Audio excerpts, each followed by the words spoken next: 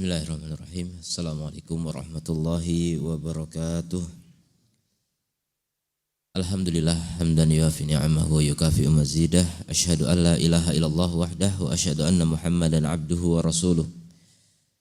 Sallallahu alaihi wa ala alihi wa ashabihi wa sallama tasliman katsira amma ba'd. Kaum muslimin yang dirahmati Allah, kita bersyukur kepada Allah pada pagi ini kembali kita bisa melanjutkan pembahasan dari kitab Ma'alim fi Thariqi Talabil Ilmi karya Syekh Abdul Aziz As-Sadhan hafizahullah taala. Setelah selesai pembahasan tentang penuntut ilmu bersama dirinya sendiri dan kuncinya adalah muhasabah, ya. Seorang penuntut ilmu itu harus senantiasa bermuhasabah, introspeksi diri, menilai diri, menghitung diri, mengoreksi diri, menyalahkan diri. Kemudian sekarang insyaallah kita lanjutkan dengan talibul ilmi fil masjid, penuntut ilmu di masjid. Jadi kaitannya dengan masjid, apa yang dilakukan oleh seorang penuntut ilmu, layaknya sebagai penuntut ilmu yang berkaitan dengan masjid. Qala hafizallah, inna mimma yuhmadu lil muslim amatan, di antara perkara yang terpuji bagi muslim secara umum dan bagi penuntut ilmu secara khusus, hirsuhu ala an yakuna minas sabbakina ilal jumu'ati wal jama'ati, semangatnya untuk menjadi orang-orang yang terdahulu, ya, orang-orang yang terdahulu, maksudnya orang yang mendahului yang lainnya menuju Jumat dan jamaat. Jadi sholat Jumat itu di awal-awal waktu datangnya, sholat jamaah juga demikian. Penuntut ilmu itu memberi contoh untuk berlomba di shaf yang pertama, jangan malah di shaf terakhir. Sudah tahu ilmunya jadi makmum masbuk gitu, diamalkan makmum masbuk terus. Ini tidak benar, ya. Penuntut ilmu harus menjadi orang yang paling semangat dalam beribadah kepada Allah Subhanahu wa taala. Untuk apa dia belajar kalau bukan untuk diamalkan?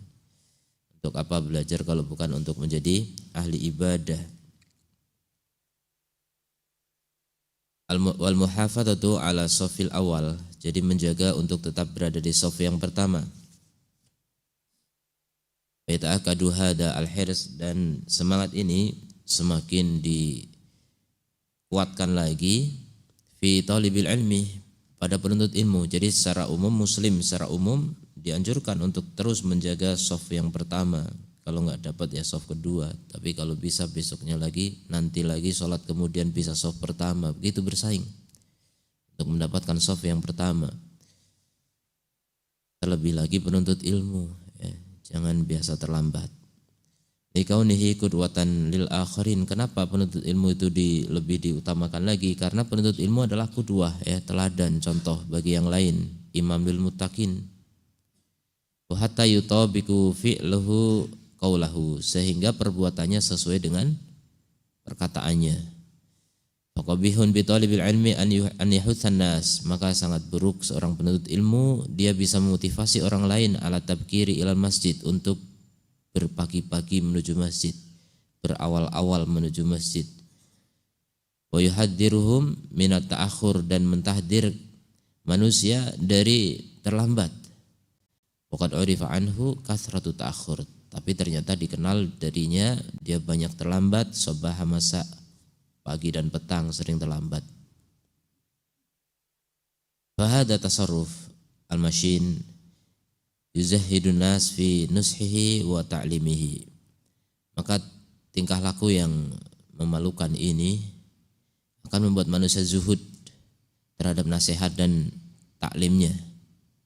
Jadi manusia pun enggan untuk mendengarkan nasihat-nasihatnya, karena yang menasihati pun tidak mengamalkan nasihatnya.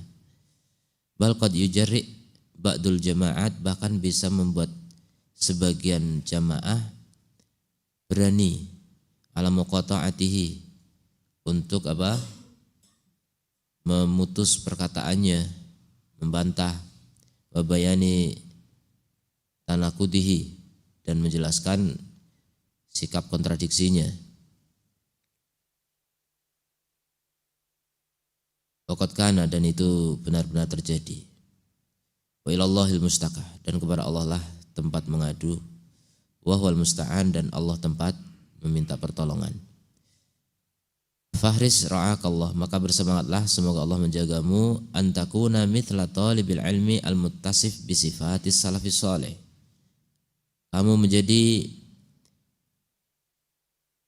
Kamu semisal dengan penuntut ilmu yang disifati dengan sifat salafus saleh. Kal hirsi alal jumu'ati, bersemangat untuk mendatangi salat Jumat wal jamaah, dan salat jamaah. Semangat itu maksudnya ya di awal-awal waktu gitu. Salat Jumat, salat jamaah. Wal musara'ati ilal masjid, dan bersegera menuju masjid. Inda sima'in nida'i, ketika mendengar adzan, begitu mendengar adzan segera berangkat ke masjid. Kana Yahya al-Qattan idza dzukirul a'mash qala, Yahya bin Qattan ketika disebutkan al-a'mash beliau berkata, kana minan nusak. Al-a'mash ini termasuk nusak, ahli ibadah. Padahal beliau ahli ilmu, ahli hadis, tapi sekaligus ahli ibadah. Wa kana muhafizan ala salati fi jamaah, beliau menjaga salat di dalam jamaah. Wa ala shafil awal, bahkan di shaf yang pertama. Wa alamatul Islam, beliau adalah tanda Islam. Beliau adalah menjadi apa? Tanda keislaman, tanda Islam gitu. Simbol Islam gitu, seakan-akan benderanya Islam. Wa kana Yahya yaltamisul haid hatta yakumu fi shafil awal. Dan Yahya dulu mencari dinding sehingga berdiri di shaf yang pertama.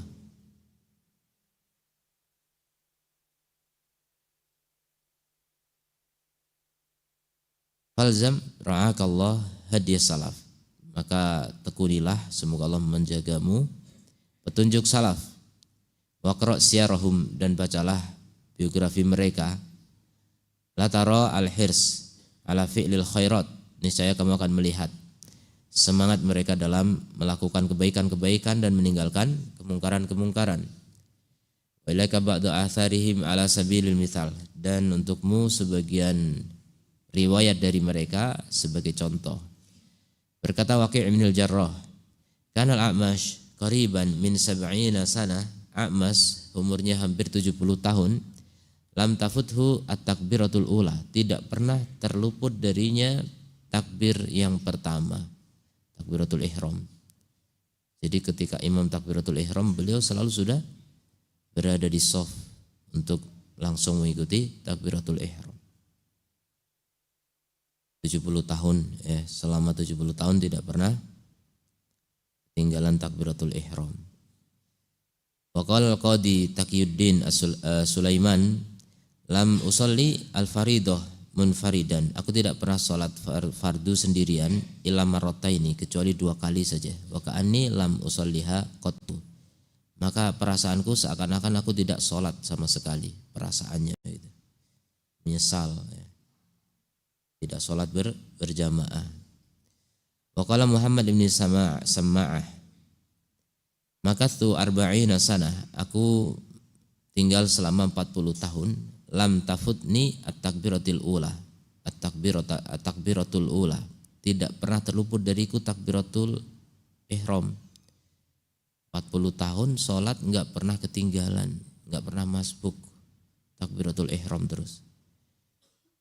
Ila yauman wahidan, kecuali 1 hari saja. Matat fihi ummi, gara-gara apa? Ibuku meninggal, akhirnya ketinggalan. Ini udzur jelas, ketinggalan sekali saja. Masya Allah, luar biasa. Fafatani salatun wahidah jamaah, maka aku terluput 1 salat berjamaah. Lihat ya, luar biasa. Dalam hadis sebutkan siapa yang tidak terluput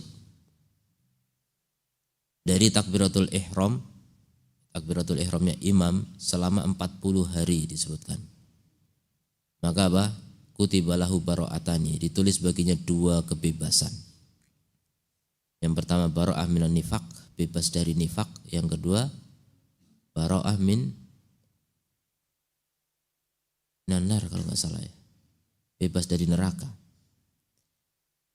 40 hari saja, ini 40 tahun. Masya Allah, luar biasa. Antum sudah berapa hari nggak terluput dari sholat, dari takbiratul ihram? Hah? Sudah berapa hari? Coba dicek masing-masing ya. Jangan ngecek orang lain, nggak usah. Ribet ngecek orang lain, nggak ada gunanya juga. Kita cek diri kita masing-masing, introspeksi diri. Dan ini juga perlu untuk diintrospeksi. Sudah berapa kali kita sholat masbuk? Sudah berapa hari kita sholat nggak pernah ketinggalan takbiratul ihram? Ya, upayakan pernah 40 hari nggak ketinggalan sama sekali. Nanti kalau udah 40 hari berhasil, tambah 40 hari lagi, tambah lagi, sampai 40 tahun, Masya Allah. Dan terluput cuma satu kali gara-gara ibu antum meninggal. Sudah meninggal belum ibunya? Gara-gara mungkin anaknya meninggal, gara-gara atau yang lain. Pokoknya ketinggalan tuh cuma karena apa? Perkara yang sangat darurat, nggak bisa diselisihi. Wa fi tarjamati Ibrahim bin Maimun as-Sa'ih. Sa'ih ini tukang emas. Qala anhu Ibnu Ma'in. Ibnu Ma'in cerita tentangnya, tentang Ibrahim ibnu Maimun. Kana idza rafa'a al-mitraqah fasami'an nida lam yaruddah. Beliau kalau sudah mengangkat palu untuk membentuk emas gitu, kemudian mendengar adzan, maka nggak akan dikembalikan, maksudnya nggak akan dipukulkan. Angkat, Allahu Akbar, Allahu Akbar, udah selesai pekerjaan. Lanjut untuk apa? Berwudu, kemudian berangkat ke masjid. Contohlah begitu, begitulah para salaf. Jadi hentikan dulu pekerjaan. Ada yang jauh lebih penting, menghadap Allah Subhanahu wa taala yang telah memberi kita segalanya. Oh, ini kan kewajiban saya kepada bos. Bos cuma ngasih antum gaji dan itu cuma perantara juga. Sejatinya rizki dari Allah semua. Jangan lebih berbakti kepada bos daripada kepada Allah Subhanahu wa taala. Tapi nanti saya dipecat gimana? Ganti pekerjaan yang lebih bagus. Mudah-mudahan ya. Masa orang mau sholat dilarang, itu pekerjaan macam apa itu? Masa saya harus berbakti kepada orang kemudian meninggalkan berbakti kepada Allah? Ini kerugian, rugi di akhirat, dunia juga bahkan. Mau nyari apa hidup kalau bukan mencari ridha Allah? Kalau bukan untuk mengejar ridha Allah, yang dikejar itu apa gitu? Salah besar ya, orang-orang yang ingin diridhai bos, ingin diridhai orang lain, tapi lupa untuk mencari ridha Allah. Tidak mengutamakan Allah, lebih mengutamakan makhluk daripada Al-Khaliq, ini tanda kerugian, bahkan kebinasaan. Naudzubillah min dzalik. Wa fi tarjamati Sa'id bin Musayyib.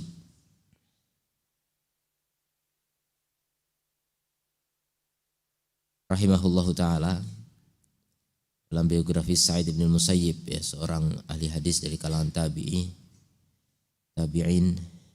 Manu dia bis salati, tidak pernah dipanggil untuk sholat, adzan maksudnya, min arba'ina sana, sejak 40 tahun. Lihat ya, hitungannya tahun bukan hari ya, 40 tahun. Jadi kalau 40 tahun antum hitung sekarang umur antum berapa? Kalau saya 43-an, 44 kalau pakai hijriah, berarti belum balik ya waktu itu, baru 4 tahun. Belum bisa dihitung kalau saya. Ini khusus yang udah umurnya 55 tahun. Nah, orang balik kan 15-an tahun. Yang udah 55 tahun, nah dihitung tuh. Sejak balik sampai umur sekarang enggak pernah ketinggalan takbiratul ihram tadi. Muhammad bin Sama'ah. Kemudian sekarang Sa'id bin Musayyib, kenapa? Selama 40 tahun dipanggil sholat, ila wa Sa'id fil masjid, kecuali tidaklah dipanggil sholat adzan kecuali Sa'id bin Musayyib sudah berada di masjid. Masya Allah. Ini enggak bakal ketinggalan takbiratul ihram pasti. Pas adzan sudah di masjid, berarti datang sebelum adzan. Begitu ahli ilmu. Kenapa penuntut ilmu malas? Ahli ilmu aja rajin, semangat.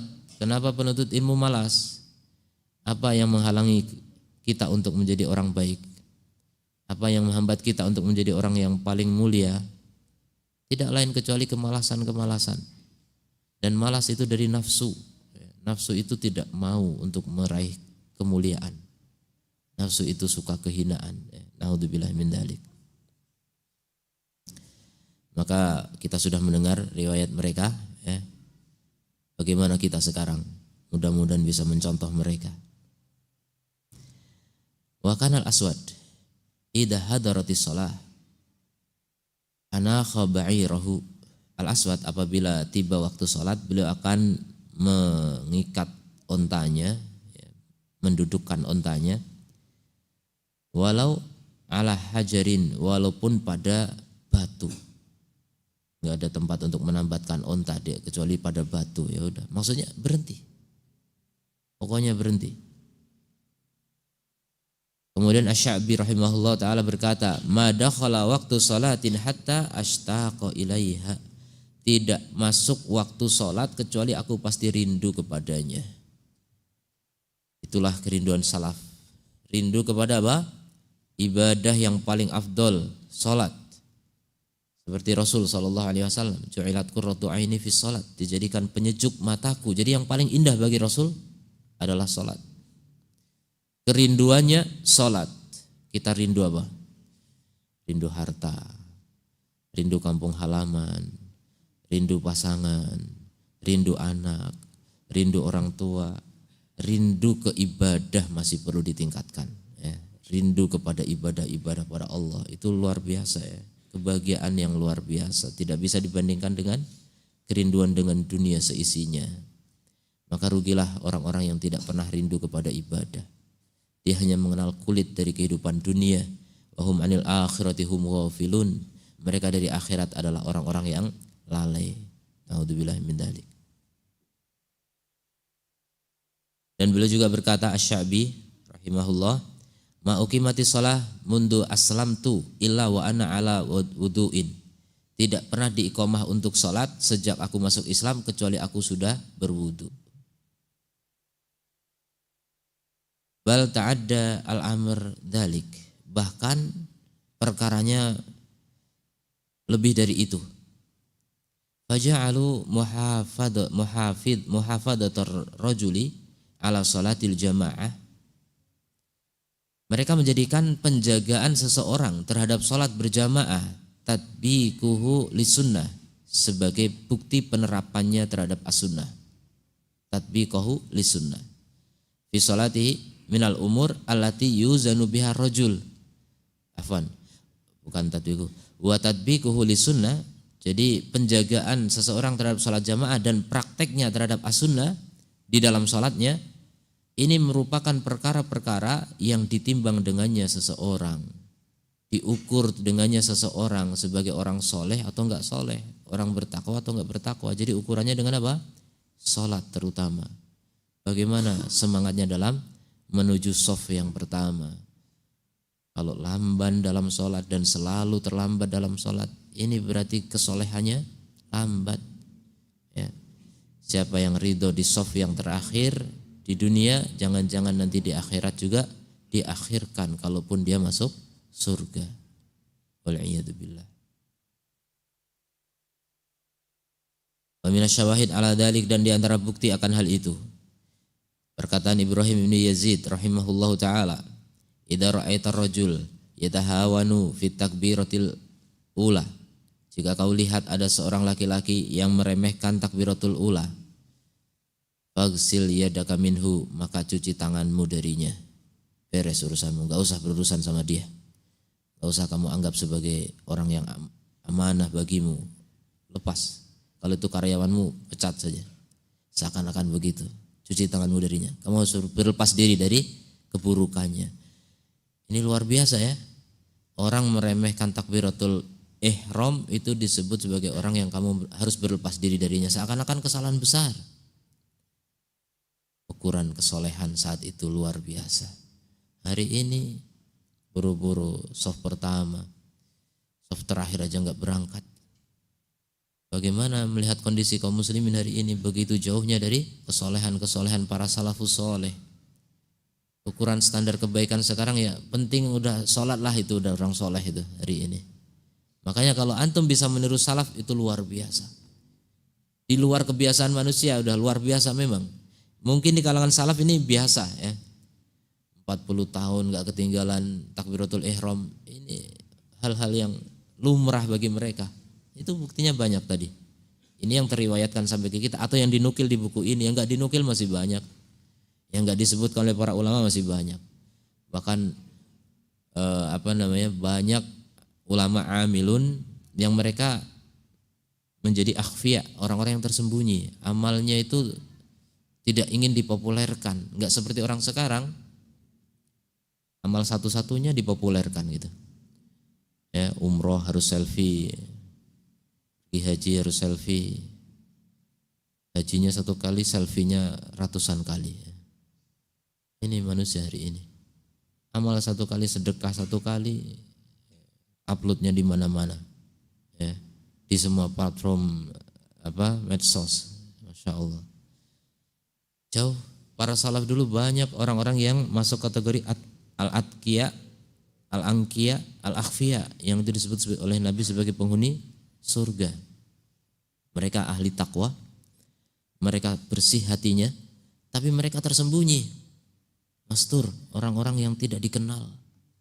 Karena mereka pandai merahasiakan amalnya dan gak ingin terkenal memang. Hari ini orang begitu ingin terkenal. Kenapa? Karena memang sudah cinta dunia dan takut mati ya.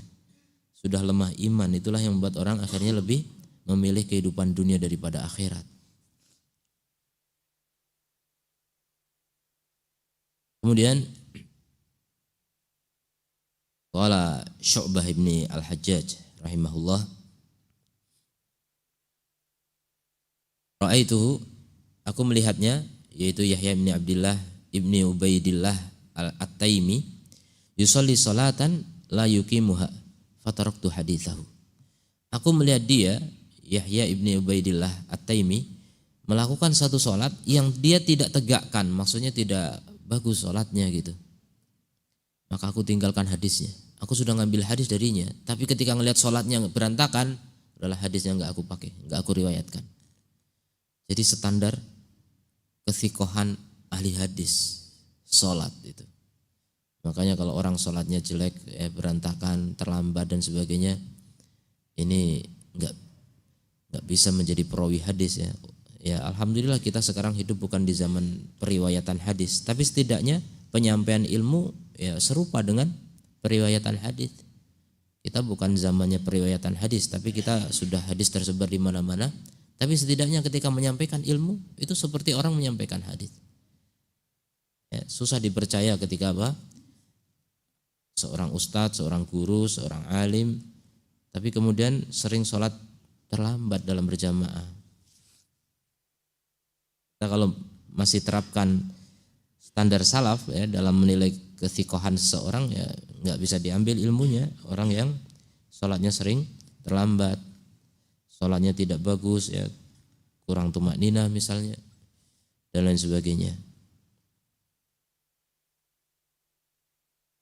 Qala Adz-Dzahabi ba'da an saqa isnadaini, Adz-Dzahabi mengatakan setelah memaparkan 2 sanad di ahdil ahadits untuk satu hadis-hadis manasuhu yang teksnya adalah fil isnadaini dha'fun. Beliau mengatakan dalam 2 sanad ini ada kelemahan min jihati Zahir wa Umar, dari sisi perawi yaitu Zahir dan Umar. Kenapa? Li ikhlalihima bis salat. Masyaallah. Karena kekurangan keduanya di dalam salat. Gara-gara salatnya enggak bagus, maka hadis menjadi apa? Dhaif. Masyaallah. Jadi penuntut ilmu begitu juga, gara-gara salatnya enggak bagus, maka enggak bisa dipercaya dalam menyampaikan ilmunya. Tapi kalau standar ini dipakai, Masya Allah, kita kesulitan mencari guru akhirnya. Saking langkanya orang-orang yang soleh hari ini, Masya Allah.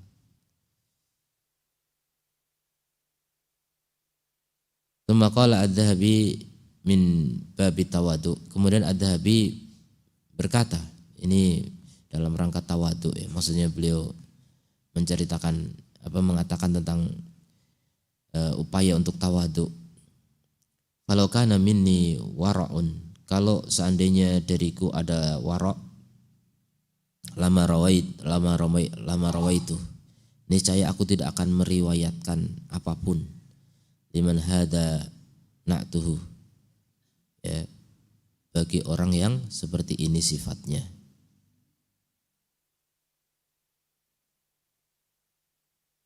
Aku tidak akan meriwayatkan dari orang yang seperti ini sifatnya. Jadi kalau ada guruku yang salatnya enggak bagus, niscaya aku enggak riwayatkan. Cuma karena aku kurang warok gitu. Ini ketawaduan beliau. Kalau aku warok berarti kan beliau bilang aku itu enggak warok gitu. Sehingga ya berani meriwayatkan hadis dari orang yang tidak sempurna sifatnya.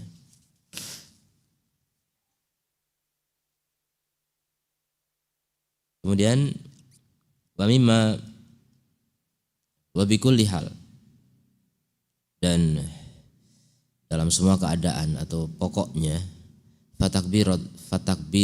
fatabkiru talibil ilmi, maka berangkat di awal waktu bagi penuntut ilmu ilal masjid, menuju masjid, wa hirsuhu ala dzalika, dan semangatnya terhadap hal itu, yata'adda atharuhu ilal musallin, akan berdampak pengaruhnya kepada orang-orang yang sholat. Jadi kaum muslimin melihat, oh begitu orang alim, oh begitu penuntut ilmu, semangat shaf pertama, maka masyarakat akan mencontoh itu, ya. Orang-orang awam secara umum, ya, orang-orang umumnya akan melihat, oh begitu orang kalau ngaji, ya, semangat di awal waktu dalam berangkat ke masjid, berada di shaf pertama ketika sholat. Lianna ta'thirul qudwah, karena pengaruh teladan al-fi'li yang berupa perbuatan, qad yakunu ablagh min ta'thirihi al-qauli, kadang-kadang lebih kuat daripada pengaruh ucapan. Bahkan ini bukan kadang-kadang, ya, kebanyakan. Yang namanya teladan itu jauh lebih bisa ditiru oleh murid daripada apa? Omongan doang gitu. Bahkan kalau omongannya jelas-jelas menyelisih perbuatannya, atau perbuatannya menyelisih omongannya, orang nggak percaya gitu. Omong doang gitu. Itu menjadi penghalang bagi orang untuk apa? Untuk menjadi orang baik. Tanpa sadar, guru yang tidak bisa memberi teladan akan menjadi apa? Penghalang bagi manusia yang lain untuk apa? Menjadi baik. Tadinya ada orang semangat gitu di shaf pertama, kemudian melihat gurunya, penuntut ilmunya sering terlambat, akhirnya orang berarti nggak terlalu penting dong di awal shaf ini. Bahaya kalau orang awam akhirnya menyimpulkan begitu. Kan orang awam itu agamanya cuma melihat, mereka nggak mendengar, nggak membaca. Orang awam itu bukan ahli menuntut ilmu gitu, nggak seperti orang yang sudah mulai menuntut ilmu, udah sedikit lepas dari keawaman, ya, walaupun belum ke level ulama. Sebenarnya manusia terbagi dua, ulama sama awam gitu. Kategorinya sebenarnya kita ini awam juga. Cuma kalau sudah menuntut ilmu itu udah mulai ke tataran dekat dengan ulama, karena penuntut ilmu itu dikumpulkan dengan ulama di akhirat. Ya, penuntut ilmu sejati, hakiki itu dikumpulkan dengan para ulama di akhirat, dikategorikan bersama ulama walaupun ilmunya enggak setinggi mereka. Itulah pentingnya menjadi penuntut ilmu yang mengamalkan ilmunya. Jadi udah bukan orang awam biasa gitu. Orang awam yang istimewa kita kalau betul-betul menuntut ilmu. Jadi sorotan di masyarakat, menjadi teladan, menjadi panutan. Kalau menjadi tokoh masyarakat tapi kemudian tidak bisa menjadi contoh kebaikan, malah akan menjadi penghalang bagi manusia untuk berbuat baik. Ini Masya Allah, ya, rugi, ya, dosa. Menjadi sebab dosa tanpa kita sadari, ya. Walaupun yang namanya berada di shaf terakhir ya enggak dosa, cuma kalau itu berkelanjutan orang awam jadi malas-malesan nanti berangkat ke masjid gara-gara apa? Ahli ilmunya juga sering terlambat.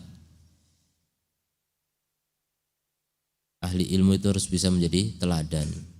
Seperti misalnya ulama membuat pembagian, ya, perincian. Salat yang terbaik adalah salat di rumah. Afdhalus salatil mar'i fi baitihi ilal maktubah. Sebaik-baik salat seorang itu di rumahnya kecuali salat fardu. Berarti salat sunnah itu perbanyak di rumah. Kecuali guru, kecuali alim atau penuntut ilmu. Dia harus memberi contoh salat di masjid. Karena kalau enggak ada ahli ilmu yang salat di masjid, dikiranya enggak ada orang salat sunnah. Orang awam kan enggak ngerti, enggak ngelihat. Itu agama orang awam cuma ngelihat gitu. Yang dilihat semua orang soleh nggak ada yang sholat, ya udah nggak usah sholat, ditinggalkan sunnah Nabi SAW. Gara-gara apa? Gara-gara orang yang berilmu nggak memberi teladan. Walaupun kita tahu, udah yakin sekali sebaik-baik sholat sunnah di rumah, iya betul. Tapi khusus bagi ahli ilmu berilah contoh, walaupun nggak selalu gitu. Kasih contoh sholat di masjid, biar orang awam tahu kalau sholat sunnah itu ada gitu. Pernah dilakukan sama sekali di hadapan mereka, mereka kira nggak ada gitu. Wa mimma yanbaghi li talibil ilmi aidan, dan di antara perkara yang penting untuk penuntut ilmu juga an yuqaddima ma yastati', mempersembahkan apa yang dia mampu minan naf'il ilmi, dari manfaat ilmiah, wal wa'di, dan nasihat, di jamaati masjidihi, untuk jamaah masjidnya. Nah, antum punya rumah masing-masing, tempat tinggal masing-masing, di komplek masing-masing, di situ ada masjid atau ada musola, antum sholat di situ, cobalah menjadi teladan di situ. Sholat selalu di awal waktu, atau bahkan menjadi imam antum di situ. Imam ini memberi teladan dalam segala gerak-geriknya, menjadi sorotan. Jangan kemudian menjadi imam yang tidak layak untuk dicontoh. Ada pembahasan khusus tentang imam ya. Penting jadi imam yang menjadi panutan itu. Jadi memberi contoh dan bahkan apa? Memberi manfaat ilmu atau nasihat. Jadi sesekali antum kasih nasihat, minta izin kepada takmir, DKM, minta izin pada imam kalau antum bukan pengurus di situ, minta izin Pak, minta izin untuk kultum, enggak masalah. Coba antum sampaikan. Antum hafal satu hadis, sampaikan satu hadis, antum jelaskan sedikit ya berdasarkan keterangan ulama. Itulah ilmu. Jadi ada buah kebaikannya insya Allah. Dulu saya mendapati contoh seperti ini dari guru kami juga. Kami melakukan safar ya dari Jogja ke Jakarta. Di Jakarta naik kereta, ke Jakarta naik kereta, turun di stasiun Senen, sholat subuh di stasiun. Nah itu di musola stasiun atau masjid itu. Tiba-tiba beliau kebetulan jadi imam, guru kami.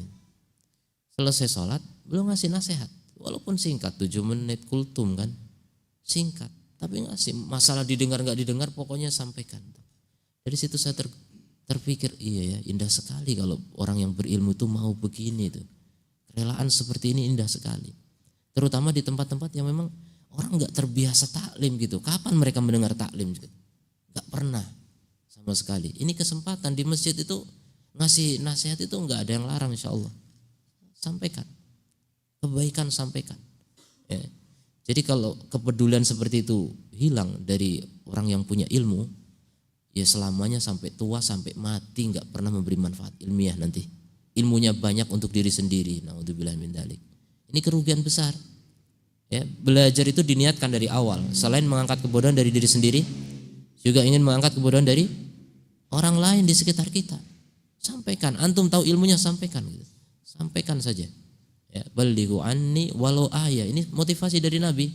Sampaikan dariku meskipun satu ayat, meskipun satu hadis, sampaikan. Ini motivasi untuk semua yang tahu gitu, yang tahu hadis, yang tahu ayat, sampaikan. Karena dengan itu ilmu itu tersebar. Dengan itu masyarakat menjadi kenal, ini sunnah Nabi begini, ini menyelisih sunnah itu seperti ini. Jadi tahu. Kalau masyarakat cuma mengandalkan udahlah biar tablik akbar aja nanti tunggu. Enggak harus itu, masyarakat enggak semua datang ke tablik akbar. Enggak semua masyarakat itu tergerak untuk datang ke majelis ilmu. Sekali-kalinya sholat di masjid tiba-tiba dengar nasihat dan bisa jadi menjadi sebab baginya untuk taubat setobat-tobatnya. Mendengar nasihat yang indah tentang kematian misalnya, dia sadar mau mati. Langsung dia perbaiki diri, langsung semangat untuk ngaji. Luar biasa. Gara-gara apa? Kultum. Satu kalimat antum sampaikan. Bermanfaat seumur hidupnya. dan sepanjang hidupnya dia beramal soleh bisa jadi mengalir pahalanya ke antum karena antum yang menjadi sebabnya. Maka jangan remehkan kebaikan. Kata Nabi apa? La tahkiranna minal ma'rufi syai'an. Jangan remehkan dari kebaikan sekecil apapun. Kira-kira memberi nasihat kebaikan atau bukan? Kebaikan kecil atau besar itu? Sangat besar. Walaupun remeh 7 menit saja. Kurang dari itu. Remeh, sampaikan satu hadis, jelaskan sedikit, selesai. Itu kebaikan luar biasa. Nabi sampai bilang apa? Walau antal qali akhika biwajhin talqin. Meskipun hanya melemparkan senyum untuk saudaramu. Itu kan kebaikan sedikit sekali. Itu Nabi bilang jangan diremehkan. Bisa jadi itu menjadi sebab dia terkesima dengan ahlu sunnah gitu. Oh, ahlu sunnah itu suka senyum. Udahlah saya juga ikut jadi ahli sunnah gitu. Luar biasa. Kebaikan, jangan remehkan kebaikan. Apalagi nasihat. Jangan berpikir, orang sini mana mau dengar. Enggak usah, itu setan yang bilang begitu ya. Yang sering menghalangi kita untuk berbuat baik siapa? Setan. Nafsu juga, nafsu itu berat untuk berbuat baik. Nafsu itu malas. Singkirkan itu. Ahli ilmu sejati itu orang yang semangat. Semangat berbagi. Kalau antum berbagi duit kayaknya miskin karena penuntut ilmu kan, penuntut ilmu bukan penuntut harta, beda. Kalau penuntut harta banyak harta insya Allah, maka berbaginya berbagi harta. Penuntut ilmu berbagi apa? Ilmu dong. Apa yang antum bagi kalau bukan ilmu? Berbagi akhlak. Antum tahu akhlak mulia, sampaikan kepada orang lain. Biar orang kenal, oh seperti ini ternyata sebagai seorang muslim. Begini ternyata orang yang ngaji gitu. Itu tanpa repot-repot mendakwahi siapapun, orang itu terdakwahi secara otomatis. Dakwah bil hal ya, dakwah dengan keadaan, dakwah dengan sikap, dakwah dengan perilaku, tingkah laku, akhlak itu jauh lebih berpengaruh dibanding dakwah hanya dengan omong doang tanpa akhlak. Itu bagian dari akhlak ya. Menyampaikan nasihat tanpa diminta nasihat. Apalagi diminta, jangan sampai nolak ya. Misalnya di suatu tempat Ustadz, panggil Ustadz padahal masih penuntut ilmu, ya nggak apa-apa karena jenggotnya panjang gitu.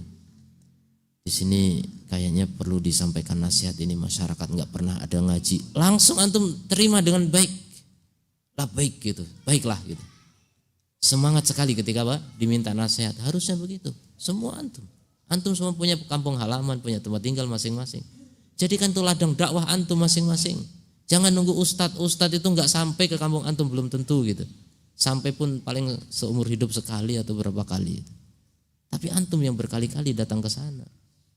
Siapa lagi kalau bukan antum gitu? Mau nunggu siapa dakwah ini tersebar? Sunnah ini tersebar melalui siapa kalau bukan melalui ahlu sunnah wal jamaah? Antum lebih berhak untuk berbicara daripada orang lain. Karena antum mengikuti sunnah, yang lain belum tentu mengikuti as-sunnah.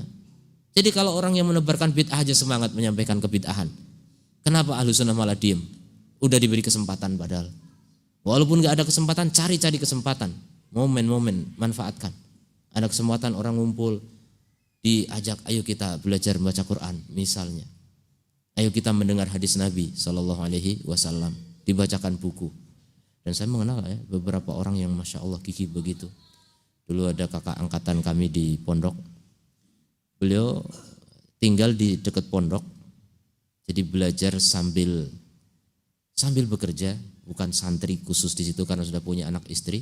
Jadi cuma numpang, mustami, ya, numpang dengar ilmu di pondok.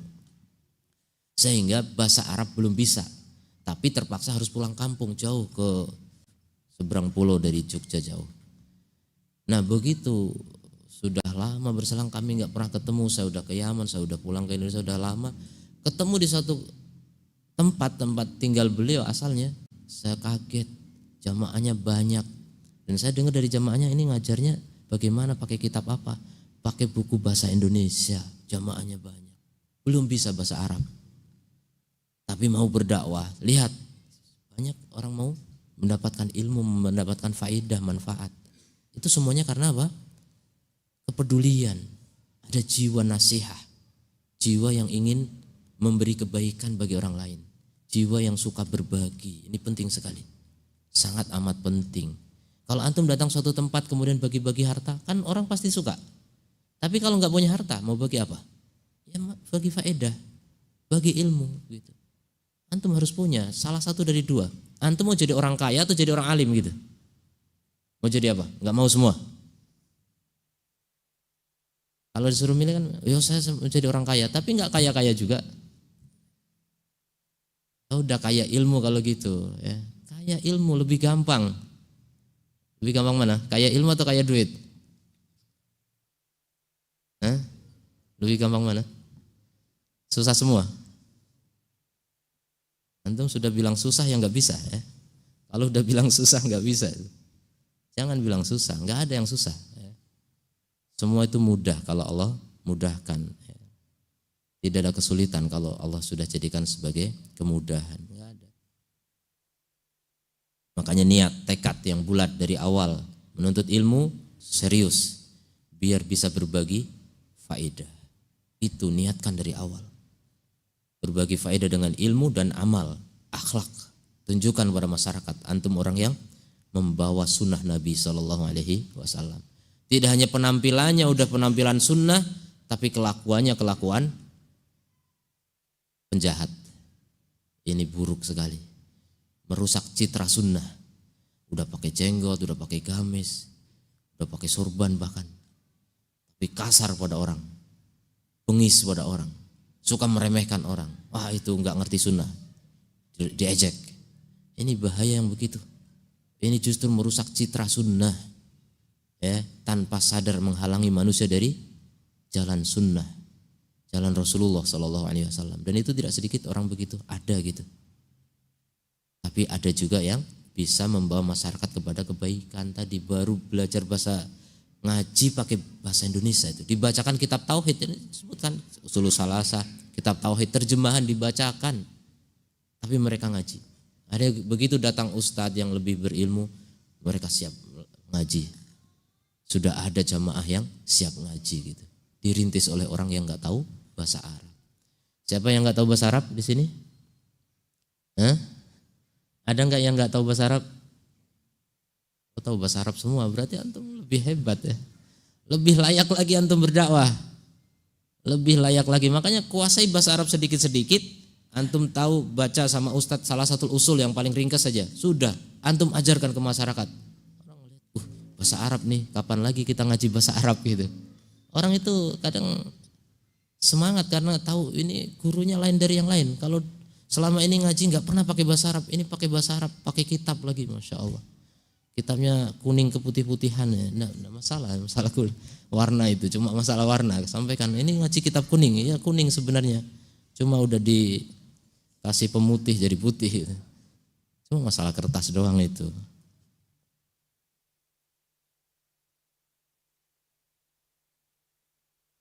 Jadi mempersembahkan apa yang mampu dari nasihat ya, ini penting sekali nih. Antum menuntut ilmu, paling berhak untuk menyampaikan ilmu.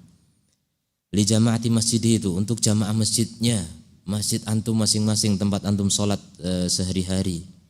Fatarotan biqiraati fatawal ulama, kadang-kadang dengan membaca fatwa para ulama.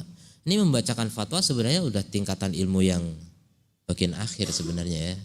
Awal-awal tuh bacakan kitab dasar, akidah yang dasar begitu. Nanti baru fatwa ulama, mauthuqin yang terpercaya. Watarotan bitarhi ba'dil masail al-ilmiyah, kadang-kadang menyampaikan sebagian masalah-masalah ilmiah. Watarotan biqiraati kalimatin mukhtarah, atau menyampaikan kalimat-kalimat pilihan dan seterusnya. Pokoknya apapun bisa disampaikan, sampaikan. Wal yahris ala qiraati ma yata'allaqu bin nawazil, dan bersemangatlah untuk membaca apa yang berkaitan dengan nawazil. Nawazil itu kasus-kasus yang baru gitu. Jadi apa yang sedang trending gitu di masyarakat. Antum bisa cari dasar-dasar ilmiahnya, sampaikan ke masyarakat gitu. Itu lebih mengena, lebih gampang orang mendengar gitu. Lagi viral masalah apa, antum bahas itu secara hukum Islamnya bagaimana. Nah, itu lebih gampang orang mau dengar. inda waktiha pada waktunya. Wa kada al ibadah, demikian juga ibadah-ibadah al hauliyah tahunan fi waktiha pada waktunya. Ini misalnya sebentar lagi bulan apa? Dzulhijjah. Antum sampaikan itu di masjid tentang amalan bulan Dzulhijjah, tentang kurban, itu sangat bermanfaat bagi masyarakat. Kalau mau Ramadan juga begitu. Kalau mau Syawal, pokoknya masing-masing bulan itu ada wadifahnya masing-masing ya. Antum bisa baca bukunya Ibnu Rajab Al-Hambali, Lataiful Ma'arif, itu tentang apa namanya, setiap bulan perinciannya amal-amal yang sesuai dengan bulan itu. Nah, itu bisa dikembangkan, dibaca kepada masyarakat di sekitar antum. Walaupun gak dibaca ya antum kuasai beberapa paragraf saja, antum kuasai, sampaikan. Itu faedah namanya ya. Kita bisa menjadi orang yang ahli berbagi kebaikan. Kemudian fayaqra'u mathalan, membaca misalnya an ahkamil khusufi wal kusuf, tentang hukum gerhana bulan atau gerhana matahari. Kalau tiba berita tentang gerhana, ja'al khabar bihima. Nah sekarang kan gerhana bisa diprediksi gitu.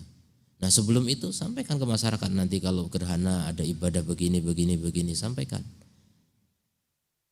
Walaupun tetap ya saya sampaikan ke antum, tetap saja ilmu yang paling penting untuk siapapun akidah, tauhid, itu antum harus kuasai. Sebagai ahlu sunnah kalau nggak ngerti tauhid itu bisa dikatakan ahlu sunnah KW ya. Ahlu sunnah itu ciri utamanya apa? Berdakwah tauhid. Jadi antum harus kuasai betul yang namanya tauhid. Tauhid terbagi 3, masing-masing bagaimana penjelasannya itu. Saya dulu ngaji sunnah, ketika kenal tauhid terbagi 3, itu sampai beberapa tahun saya baru paham. Jadi diulang-ulang baru paham. Jadi nggak gampang ternyata memahami. Karena memang orang awam gitu, orang awam itu nggak pernah ngaji itu susah nangkepnya gitu. Dan memang begitu karakteristik orang yang nggak pernah ngaji ya, susah nangkep. Padahal menurut kita gampang kok, gampang kita pahami, tapi orang yang nggak pernah ngaji susah. Jangan mendengarkan ceramah 1 jam gitu, 5 menit saja disampaikan, itu belum tentu ketangkep gitu. Apalagi duduk dengar 1 jam itu, nggak ada 1% itu bisa ditangkap. Ya, artinya nggak gampang orang itu bisa memahami sesuatu. Maka dengan semudah mungkin, seringan mungkin sampaikan. Kalau kajian di seperti ini, forum antum yang udah biasa ngaji, mungkin bahasanya agak sedikit tinggi gitu. Bukan yang seperti ini yang antum sampaikan ke masyarakat. Ke masyarakat harus direndahkan betul, segampang mungkin yang bisa masuk kepada pemahaman mereka. Disederhanakan, sesederhana mungkin. Diperbanyak contoh lagi gitu. Jadi begitu, ya. Yang namanya likulli maqam maqal, ya, setiap tempat itu ada perkataan yang pas, yang tepat. Jadi berbicara di majelisnya orang yang biasa menuntut ilmu dengan berbicara di majelisnya orang yang tidak pernah menuntut ilmu atau sangat jarang, itu harus dibedakan, ya. Tidak bisa disamakan. Kemudian wa yaqra'u an salatil istisqa, ya, tentang salat istisqa, idza ja'al amr biha, kalau memang ada perkara itu. Amal ibadat al-hauliyah, adapun ibadah tahunan, fa yaqra'u mathalan, maka membaca misalnya tentang siam, keutamaannya, hukumnya, hukum-hukum qurab, ahkamuhu kurba, ya, kurba waktu siami, ketika sudah dekat waktu siam. Jadi sebelum Ramadan, ya, perbanyak pembahasan tentang persiapan Ramadan. Wa yaqra'u an ahkamil manasik, ya, tentang hukum-hukum manasik sebelum haji. Ini bagi orang yang mau haji ya khusus. Kalau masyarakat umum yang memang enggak mau berangkat haji, ya enggak usah ya. Ilmu tentang haji nanti. Akidah, ya. Antum kuasailah akidah biar antum bisa menyampaikan akidah di mana-mana. Akidah itu dibutuhkan oleh semua. Kalau ilmu tentang haji cuma dibutuhkan siapa? Orang yang mau pergi haji. Dari sekian juta kaum muslimin yang pergi haji cuma sedikit. Ya, tapi kalau akidah semua butuh. Ya, tauhid semuanya butuh. Kemudian wahakada wa ala imamil masjid, dan kewajiban imam masjid an yajtahida fi insya'i halqatin, bersungguh-sungguh untuk membuat halakoh. Imam masjid nih terutama ya, Nah ini sudah juga mulai hilang di negeri kita. Imam masjid tugasnya cuma imam doang. Aslinya yang berhak mengajari Quran, menyimak tahfidz ya, hafalan masyarakat itu imam masjid. Kalau di Timur Tengah begitu, imam masjid siap menerima setoran dari jamaah. Itu. Jadi tahfidz Quran itu di setiap masjid itu. Kalau di Timur Tengah sebagian tempat. Kemudian jadi membuat halaqah li tadrisil Qur'anil Karim itu untuk mengajarkan Al-Qur'anil Karim, mengajarkan cara bacanya atau hafalannya atau tafsirnya, itu imam masjid itu punya tugas itu. Wa da'miha dan menopangnya madian wa maknawian secara materi maupun maknawi. Jadi mendukung itu. Mungkin dia enggak bisa ngajar karena kesibukan lain, ya datangkan guru ngaji kalau gitu. Ya, siapkan materi untuk itu. Kalau perlu materi. Pemanawian secara maknawi juga mendukung secara moral.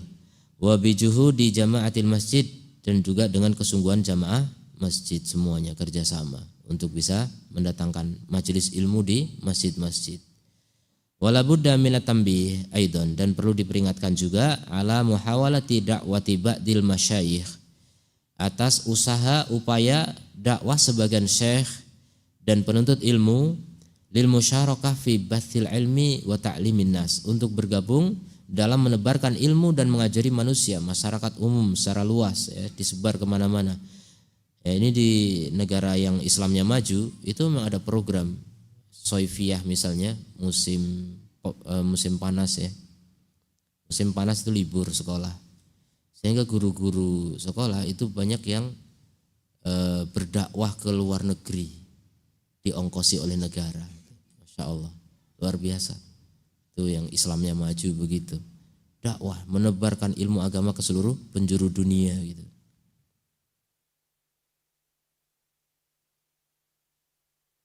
Kemudian fabihadil asbab, maka dengan sebab-sebab ini wa ghairiha dan yang lainnya tadharu thimaru barakatil imam, maka terlihat buah dari keberkahan seorang imam ala jamaati masjidihi terhadap jamaah masjidnya.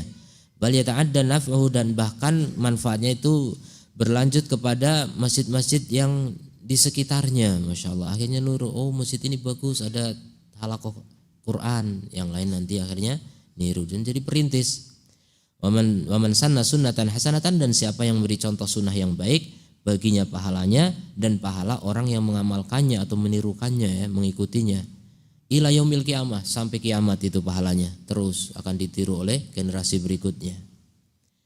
Wa mimma yu'khadu ala ba'dil a'immah, di antara kritikan terhadap sebagian imam, su'ul khuluq, yaitu buruknya akhlak bersama jamaah masjid. Ada sebagian imam yang akhlaknya enggak bisa jadi panutan ya. Misalu dalika, contohnya ada mubalah bihalihim, enggak peduli dengan kondisi jamaah. Wa tarufu anil imbisatil ilaihim, sombong dari apa? Ramah kepada mereka, enggak mau ramah dengan jamaah. Wa kasratu tamannu' min ijabati da'watihim, sering menolak undangan jamaahnya walaupun cuma undangan walimah atau apa gitu. Ini bagian dari kesombongannya. Wal ghildah fi ta'limi jahilihim, dan kasar ketika mengajari orang bodohnya jamaah. Wa wahid min hadil umur, dan satu dari perkara ini kafilun, sudah cukup ya, apalagi banyak itu. Bi an yuwaritha fi qulubihim, untuk mewariskan dalam hati jamaahnya bughdahu, benci kepada imam yang seperti itu. Maka imam masjid harus menjadi apa? Betul-betul imam. Imam itu pengayom masyarakat itu. Imam masjid mengayomi masyarakat masjid. Jadikan masyarakat itu objek dakwah yang disayangi ya, penuh kasih sayang. Wa ada mutaqabbul mayakulu, dan akhirnya masyarakat enggak atau jamaahnya tidak mau menerima perkataannya karena apa? Kasar ya tingkah lakunya. Fa kaifa idza ijtama'at tilkal umur kullaha fihi, bagaimana kalau terkumpul semua karakter buruk itu ya? Satu dari beberapa karakter buruk itu saja sudah cukup untuk apa? Membuat mereka membenci. Wa fi muqabili dzalika, dan kebalikannya mayasul min ba'dil a'immah, apa yang terjadi pada sebagian imam masjid minatawassu' fi tabaddul, dalam apa? Terlalu luas, berluas-luas dalam berbuat baik ma'an nasi, kepada manusia.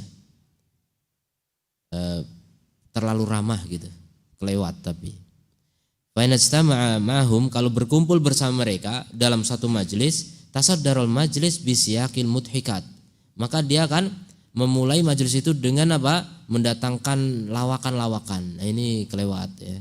Memang lawakan bisa mengakrabkan seorang dengan jamaah gitu.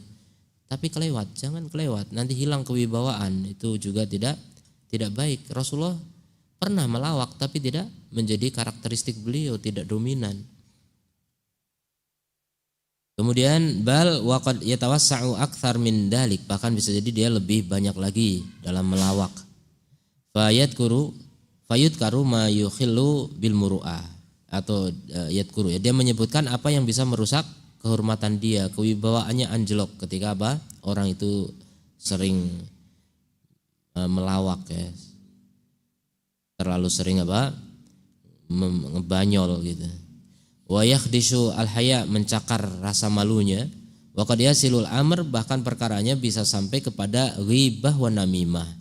Wala haula wala quwata illa billah. Jangan sampai imam memberi contoh apa? Untuk menghibah, untuk membuli orang dan sebagainya.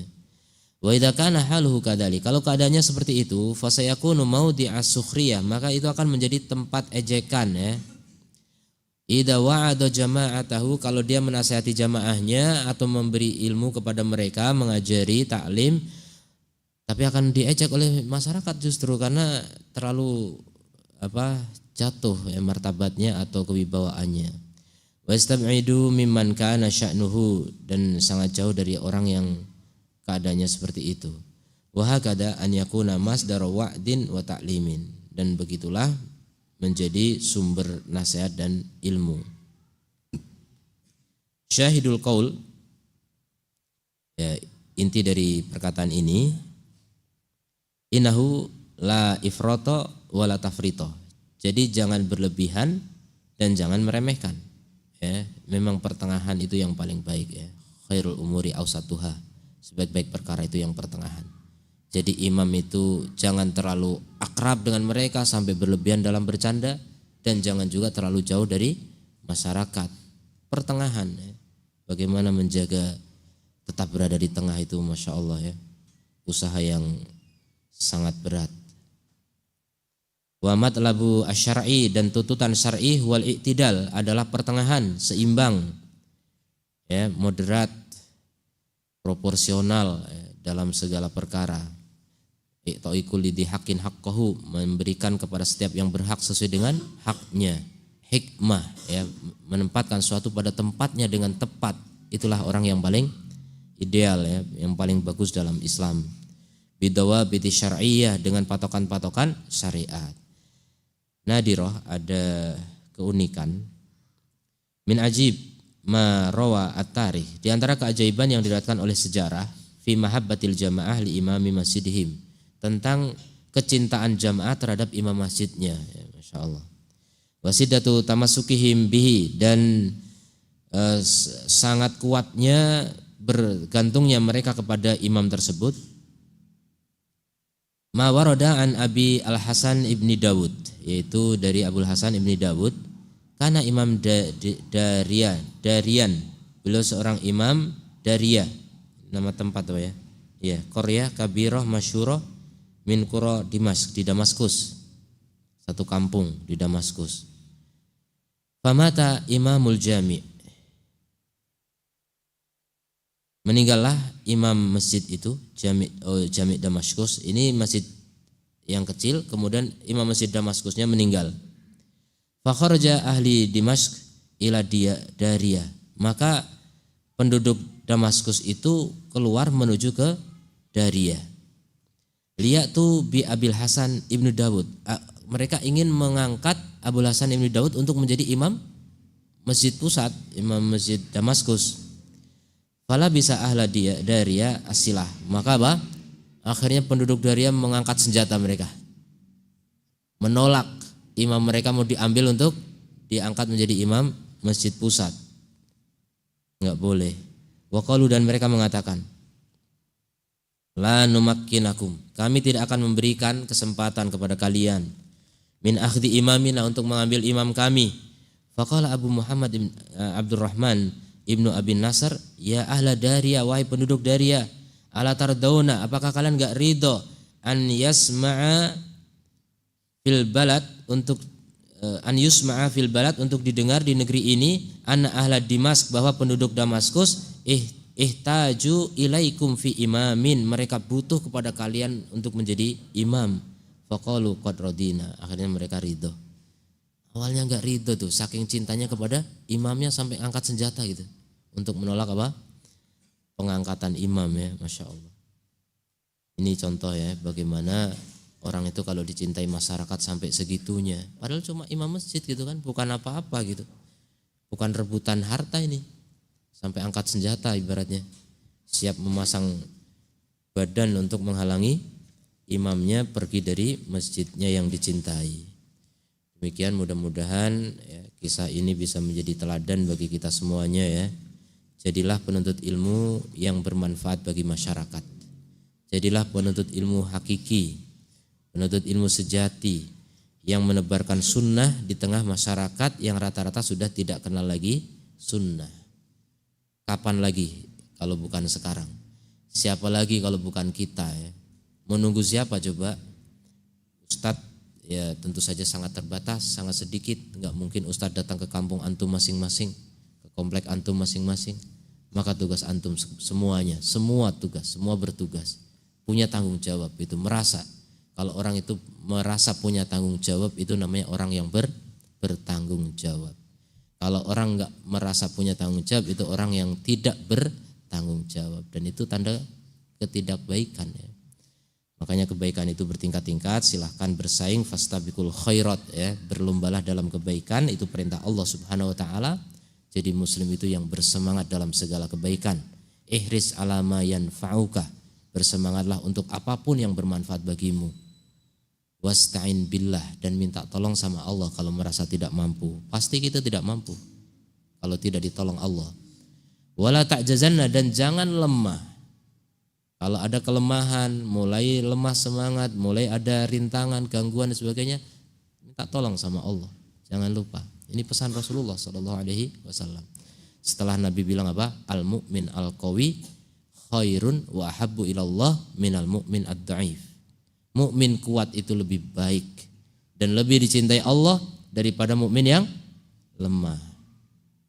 Jadi biar menjadi mukmin kuat gimana? Ihris ala ma yanfa'uka, bersemangat untuk apapun yang bermanfaat bagimu. Tingkatkan kekuatan kalau gitu. Mukmin kuat, apa maksudnya kuat? Kuat segalanya, terutama kuat iman, itu yang paling penting. Karena orang menjadi kuat amal solehnya karena kuat apa? Imannya. Dan orang kuat imannya karena kuat ilmunya. Berarti dimulai dari menguatkan ilmu sehingga kuat iman. Kalau kuat iman, kuat amal. Jadi mukmin yang kuat sehingga lebih baik dan lebih dicintai oleh Allah Subhanahu wa taala. Mau enggak dicintai Allah? Mau enggak paling dicintai Allah? Ya udah kalau enggak mau ya. Subhanakallahumma wa bihamdika asyhadu an la ilaha illa anta astaghfiruka wa atubu ilaik. Assalamualaikum warahmatullahi wabarakatuh.